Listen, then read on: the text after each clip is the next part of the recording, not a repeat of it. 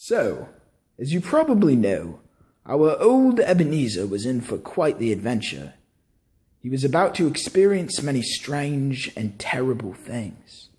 But, by the end of it all, well, let's just say, Ebenezer Scrooge was a changed man. Bah! Humbug! Come, take my hand. Why, I was a boy here. Fezziwig! Oh, poor little Fan.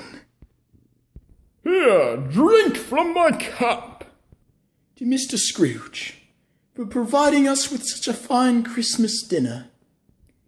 To my Uncle Scrooge, you are the spirit I have feared the most.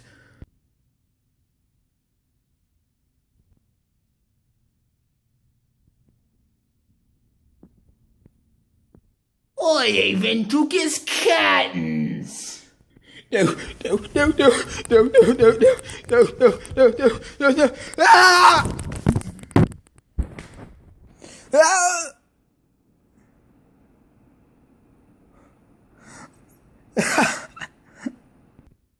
But it was not a dream.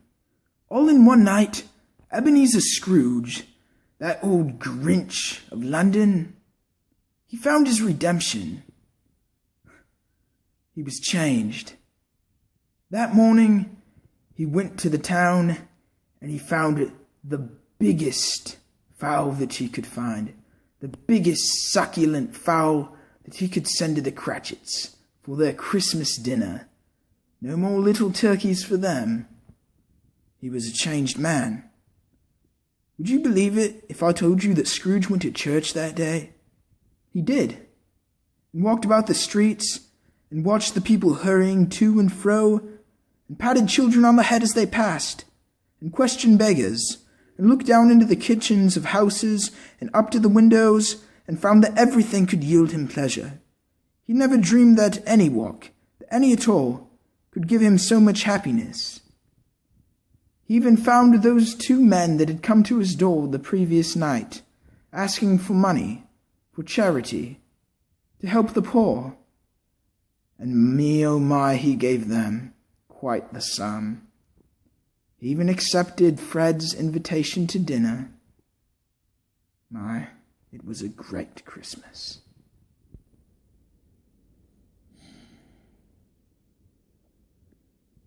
Good morning, sir. Mr. Cratchit, you are late. Yes, sir. What do you mean by coming here at this time of day? I'm very sorry, sir.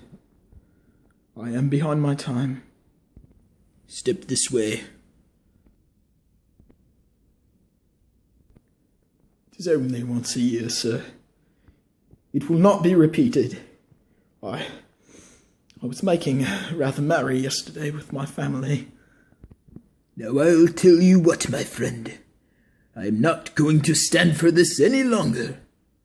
And therefore,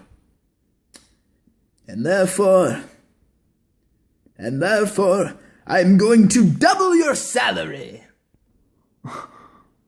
Yes, Bob Cratchit.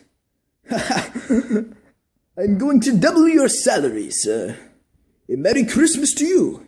A merrier Christmas than I have given to you for many a year. And from now on, I will endeavour to assist your family in any way that I can.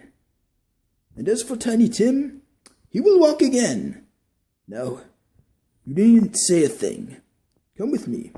We will discuss this particulars over a bowl of smoking bishop before you so much as dot another I, Bob Cratchit. Scrooge was better than his word. He did it all, and infinitely more. And to Tiny Tim, who did not die, he was a second father. He became as good a friend, as good a master, and as good a man as the good old city knew, or any other good old city, town, or borough in the good old world. Some people laughed to see the alteration in him, but he let them laugh, and little heeded them, for he was wise enough to know that nothing ever happened on this globe for good, to which some people did not have their fill of laughter in the outset. And knowing that such as these would be blind anyway, he thought it quite as well that they should wrinkle up their eyes in grins, as have the milady in less attractive forms. His own heart laughed, and that was quite enough for him. He had no further intercourse with spirits, but lived upon the total abstinence principle ever afterwards, and it was always said to him that he knew how to keep Christmas well, and if any man alive possessed the knowledge. May that be truly said of us, and all of us. And so, as Tiny Tim observed, God bless us, everyone!